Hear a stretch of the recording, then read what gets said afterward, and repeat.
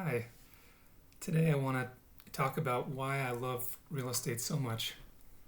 And it's not to say I love it because of all the money I've made from it, which I haven't made bucket loads from it, but that is one of the main reasons that I do like real estate. So I just want to go through some of the ways that people in general tend to make a lot of money through real estate over enough time. And I'm going to show you three powerful tools, or principles rather, that help us understand why real estate is such a powerful wealth building tool and why I love it so much. So let's get into it.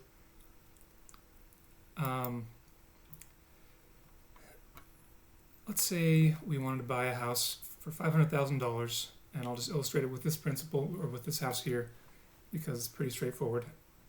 This is in Spokane, Washington. You can get a pretty nice house for $500,000 in Spokane versus other areas of the country. Also, Washington is a no state income tax state, which is great. So, let's just go through and fill this out briefly. Let's assume I have great credit.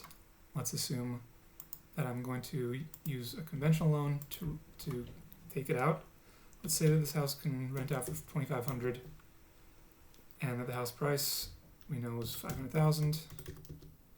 Let's say I have a 20% down payment just to keep things simple, and an interest rate of 6.78 was the going interest rate today.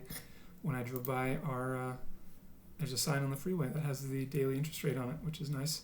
And also pretty stressful these last few years. HOA fee, we don't see one on the listing. Monthly insurance, let's assume it's a single family home. Let's just assume $80 a month. Annual taxes, let's say $2,000. Spokane's pretty inexpensive that way. We're not going to go through utilities or monthly repair. Well, monthly repairs, let's put in $100 a month, and improvements $100 a month.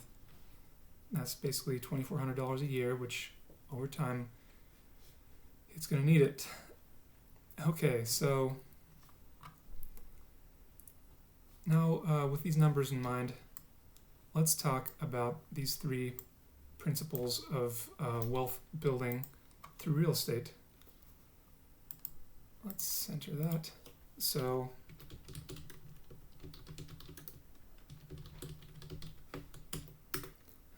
first one is going to be principal paydown. Second one is going to be price appreciation. Third one is going to be cash flow. And just a bonus fourth one. I'm not really going to count this one, but there's some tax benefits as well. I'll briefly address those, but they aren't going to be the main three big wealth building tools in real estate. So let's talk about principal paydown. I guess I'll number these real quick.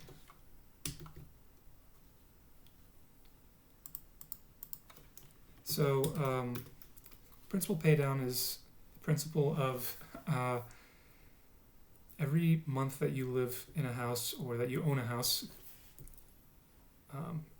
you have a loan on it, you pay off a portion of the house towards the amount of debt that you owe on it. So for example, in this house, we're putting $100,000 down, remember 20%, that's $100,000.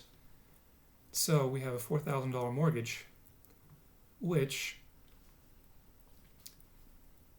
depending on the interest rate, which is pretty steep, we're going to make an amortization schedule that will tell us exactly how much principal and how much interest we are going to spend on a monthly basis. So over here we have I'll zoom in a little bit, 30-year amortization table, because this is a 30-year loan. So in year 0, month 1, so the first month of ownership, our payment just between principal and interest is going to be $2,600. $2,260 of that is going to go towards interest. Well, $342 of that is going to go towards principal, so towards paying off the $400,000 balance. So after this month is over, we now owe, instead of $400,000, we owe $399,658, which still feels like a lot, and yeah, it is. So over the course of the first year, we are going to pay off an average of $353 of principal per month, or a sum of just over $4,200. Now, $4,200, that's not a lot, especially considering that we have, after that payment, a $395,000, almost $396,000 loan. So how do we pay all that off in just 30 years? Well, you'll notice every month, the principal amount that we pay off increases by, looks like a couple of dollars, okay? So, by year 5, we are paying off, wait for it, we are paying off now $6,000 of principal. By year 20, we are paying off, oh man, sometimes I forget how many months 360 months is. By year 20, we are paying off $16,000 of principal. See how that works? So by year 20, we are actually past the break-even point where our principal amount that we're paying down is greater than the amount of interest that we're paying down. See, with mortgages, they front load the interest payments so that you're paying most of your principal in the first half of the loan. And it's pretty ridiculous, but that's how it works. So by the last month of mortgage that you owe will be almost entirely principal and $15 of interest. And then you'll be debt-free on this property. So that is principal paydown, and it starts off slow, but it grows pretty quickly, such that if we look over here, I made a little chart here showing by year how much we are paying down. The year numbers are over here. So 4,000, 5,000, 6, 7, 8, 9, 10, 11, 12. So you jump pretty quickly. The difference between year 29 and year 30 is basically a full $2,000. Anyway, I'm getting sidetracked. Principle number 2 is price appreciation. So what that means is every year, in general, real estate appreciates in value by between 3 and 5% on average. So that means that while now the price might be $5,000 to buy this property, next year if real estate appreciates at say 4%, which is between 3 and 5%, let's say it appreciates at 4%, that means that you will then add $20,000 to your net worth. The house will be worth $520,000 if you were to hypothetically sell it. I wouldn't recommend selling it because, there's a lot of fees involved with selling real estate, and you could end up net losing money. So talk to a qualified person that has something to say, that knows your individual situation better than I do. So if we come over here and look at the price appreciation table over here, assuming a 4% appreciation at the end of year 0, so by basically the first year that you own the house, it's worth $520, and then 4% on top of that $520 is $540, $800. 4% on top of that is $562. 4%. Now it's not going to be a straight, 4% every year, but on average, real estate appreciates between 3 and 5%. Some years, like 2020, 2021, even 2022, it went a little ballistic, got up as high as maybe 20, 30% in some areas. Pretty crazy. But this is all technically net worth that you get to capture as the homeowner. And then in comparison, it makes that loan amount look pretty silly eventually. So by year 29, the house is worth $1.6 million from just $520, meaning that it appreciated by like $1.1 million in value. That is pretty cool. The number 3 most powerful wealth building tool in real estate is, cash flow. What cash flow is it is basically the difference between your total rents and your total expenses. So you can't have real estate cash flow unless you are renting out your property. So in this case, in year 1, it's going to be very difficult for this person to obtain cash flow, because if all they can rent it out for is $2,500, then they're going to be losing money the first year at a rate of about $550 per month, or about $6,500 per year. Now that's scary, so take that into consideration when buying a house. Is that something you want to take on? Is on top of the risk of owning a home, on top of the risk of being a landlord, on top of that, you're also losing cash. That's something you have to take into consideration. But as you can see here, we have a handy dandy column here that shows that net income in the first year, as we saw, is negative $5,500 or $6,500. But because we are increasing rents at a rate of, here's my long-term assumptions table, we're increasing annual rents at a rate of 3.5%, which is average for where I live, 3.5% per year, and the expenses of the house are generally staying about the same. If we look over here, your monthly principal and interest, those are going to stay the exact same for the whole 30 years. And that is probably 90% of the entire expense of the property. Property taxes, home insurance, those are going to go up with, let's call it, with inflation, which we have set here at 2%. That might go up, it might go down. We're going to assume a long-term annual inflation of 2%. And then you have repairs and improvements, which this year you might be setting aside $200 between the two, for the month. But those also are going to go up with inflation, we're assuming.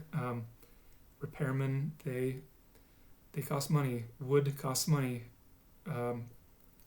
Prices go up over time. So we have that built into our model as well. So through time, we are going to see both the rents go up, see from $30,000 a year, 31, 32, 33, at a rate of 3%, 3.5% per year. We're also going to see repairs starting at $1,200 go up by 2%. You see that? Improvements go up by 2% per year. So by year 1, 2, 3, 4, 5, 6, 7, by year 8, we are turning a profit. And assuming you can wait it out 8 years and $3,500, nope, that's not right, that's the average. 8 years and $25,000, then you will start pulling in cash flow. So cash flow of $525 the first year, $1,300 the second year, and you can see it slowly start to accelerate, so that by the time the year before it's paid off, you're cash flowing $27,000 from this property, assuming all assumptions hold up. By year 30, once it's fully paid off, you'll be cash flowing $49,000, almost $50,000, which is a good amount of money. Question is, are you willing to wait the 30 years to get there? And are you willing to stick it out the first 8 years of losses? Now, it's important to point out also that during that period, your net worth is still going up, even though you're losing money cash-wise. Remember, appreciation, by the time you're breaking even on the property, the property is now worth $684,000, and if you bought it for $500, you have $184,000 of equity in the property. Oh, and let's not forget about principal paydown, which year over year, that's going to add up to, by the time you've paid off, by the time you've broken even, cash-wise, you've now paid down $43,000. So if we add those up, that's $727. and then subtract out what you still owe on the place, which by year 8 is going to be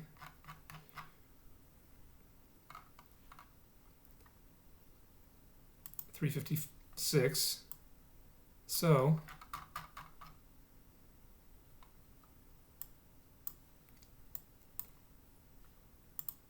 $727 minus $356 equals $371. So you have $371,000 of equity in the property by year 8. Even though on cash or on paper it looks like you're losing money every year until this one, by the time you get to that year, your net worth is increased by, is that right? Wow, that is pretty cool. Yeah, $371,000 of net worth in the property at that point. And that is cash flow. So by the time between those three, if you invest the cash flow every year as it comes in, by the time you're making some money, and you invest it in the S&P 500, call it the stock market, at a 10% return, then by the end of the 29th year, so when your house is paid off, your cash will be worth $610,000. So again, that is assuming that you take out all the profit that you make every year and put it straight into the stock market, and assuming that the stock market appreciates at a rate of 10% per year, $610,000 of stocks. So between principal paydown, and these are the big three: principal paydown, price appreciation, and net cash flow invested, the house created net worth at the end of 30 years, or by the time it's paid off, is $2.1 million. That is a pretty good return on investment, especially seeing that you only started with a measly $100,000. That is now 21x'd in value. Of course, it took 30 years to get there. I'll address tax benefits briefly.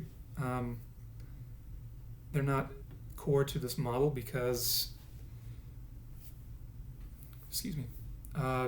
depreciation is basically the way that taxes add to your net worth. Basically, they don't add to your net worth so much as they depreciation helps to cover some of the gains that you might have seen on the cash side of the property. So for example, you're paying down principal, you're paying interest, you're paying taxes, you're paying insurance, you're paying for repairs and maintenance and supplies. The tax benefits apply to the interest that you pay. It applies to the taxes, property taxes. It applies to the insurance, and it applies to the supplies, maintenance, improvements. But it does not apply to the principal. So if, for example, we look at this scenario and we see, you know what, we had a total rent for the year of $30,000. Our total expenses were $36,000. You would think in a normal business, all of that is expenses, so I can write all of that off against this income, or all the income off against the expenses, since I came out at a loss. But it's not quite that simple, because first of all, you're not going to appreciate the whole value of the entire asset. It's just depreciating the value of the improvement. So you don't include land. Land does not depreciate. So you have to figure out what portion of the $500,000 that I'm paying is for the property itself, what portion is for the land. And then maybe, in this case, maybe the property is only, say, $300,000 value. So you depreciate that over 27 and a half years. And we'll do that math real quick. 300 So really, you get to cover $10,000 worth of gains. So let's assume that our rents are now $3,000 per month. Okay, still not quite a gain, but our expenses, everything except principal, is $32,000, $32,350. Okay, $32,350, and our rents are $36,000. So that leaves us with $3,650 that we would owe taxes on. Except, wait, depreciation comes in and covers it and says, you know what? My house depreciated by $10,909 this year, so I'm going to offset my gain with the depreciation, which more than offsets it. So whereas you would normally maybe owe 30% of whatever your tax bracket is times that $3,650, you would normally owe like $1,000 to the IRS for that first year. And again, you haven't made any cash that year, but depreciation helps you out. It's your pal and covers $1,095 of that, or excuse me, covers all $3,650, and you do not have to pay the $1,095. Thank you, taxes. Thank you, depreciation. A lot of it depends on your depreciation schedule as well. For example, if you have massive improvements, you can depreciate those on their own depreciation schedule, 5 years, 7 years, whatever it is, so that it's not all depreciating in the 1 year.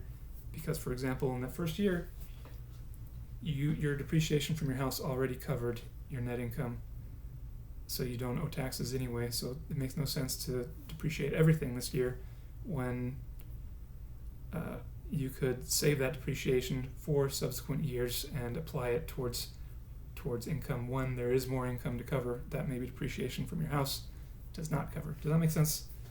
I decided not to go too far in depth on depreciation and the tax benefits of owning real estate at this time, just because A, I'm not a tax attorney and I don't want to spread false information, and B, it's so unique to your circumstances that you definitely should not do what I tell you and just file your taxes according to what I'm saying here. But yeah, if you are a tax attorney or you do have more clarity on what I'm talking about and have an easy way of explaining it to me or to anyone that watches this, leave a comment down below, and I'd love whatever information you can provide and whatever clarity on that point. But basically the main three drivers of your real estate wealth are going to be principal pay down, price appreciation, and cash flow. Hopefully that helped understand why I love real estate so much. I've seen people make a lot of money from real estate. Again, it's not a quick way to get rich. It is, however, if you have the time and patience, probably one of the surest ways of gaining wealth that you'll of any type of investment vehicle.